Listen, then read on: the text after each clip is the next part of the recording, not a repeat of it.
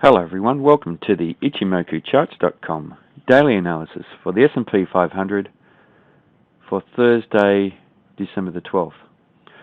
Well, another green-bodied candle today, and we have a new first time frame uptrend. We have a candle with a higher high and a higher low. And as expected, the market found support within this range of support here, where we saw the upside price rejection each time that the market traded down around that area. And if we'd been watching our the high of the previous candle, we would have seen the market take that out rather decisively, gapping up, and with the bulls showing quite a bit of strength in trending, taking this market up above that level. Now, the market, even though we have, between the open and the close, we have some net bullish progress, there was some downside price rejection from this 1106 region, which was a previous area that we identified as resistance, and that really is the start of the zone of resistance that travels all the way up to 1120. So there is potential, because of that sell-off in the market, there is potential for this market to trend back down.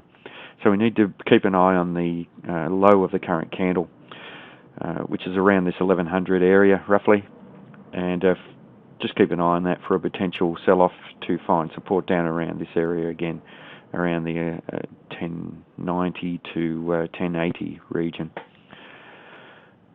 The market failed to close up at the highs as we've seen, and it closed around the midpoint level, which means that neither the bulls nor the bears closed with control, and the bulls lost commitment throughout the day. Now, the market is still trading within this large zone of congestion, and it's a rectangle pattern, and we need to be ready for a breakout in either direction. There could be a breakout to the upside or the downside. Interestingly, the Kijun Sen has turned up and is reflecting some sort of upside momentum that the market has, as has the Tenkan Sen. It's just ticked up a little bit, and that's representing some upside momentum. The market has closed at roughly at the Tenkan Sen, which means that in the short-term time frame, the market is in equilibrium. We can see that the market has been oscillating above and below that Tenkan Sen, which means that it's trying to find that equilibrium fairly quickly and congesting around that area. The market is still trading up above the Kijun Sen, which means that in the medium-term time frame, the market has a positive bias. It's bullish, and it's also trading up above the cloud or the Kumo, which means that it's maintaining that bullish skew that the market has in that longer time frame.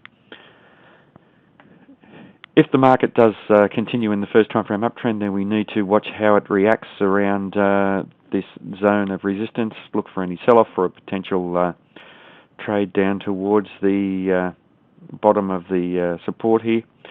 We need to be ready for a potential breakout to the upside. If the market does break out to the upside, we'd like to see a bullish close up above there for a potential move to around the 1133 area, and we'll pan out and we can see that was a previous area of potential resistance.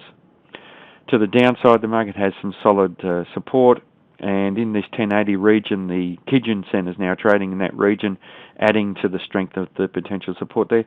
But the cloud or the Kumo is actually trending away from the area, which means that the support area is getting lower and lower. The current support area is roughly about 1060 now, so if the market does trade down through this 1080 level, then it potentially may trade down to 1060. If the market does trade down around there, then we have a very thin Kumo or cloud as well, and that offers a very much smaller amount of support for the market. So there is, there may be potential for the market to continue breaking out to the downside, but that doesn't look like it's going to happen yet. The market is still in this large congestion area, and we just need to look at how the market reacts around these areas, look for a potential breakout to the upside or the downside.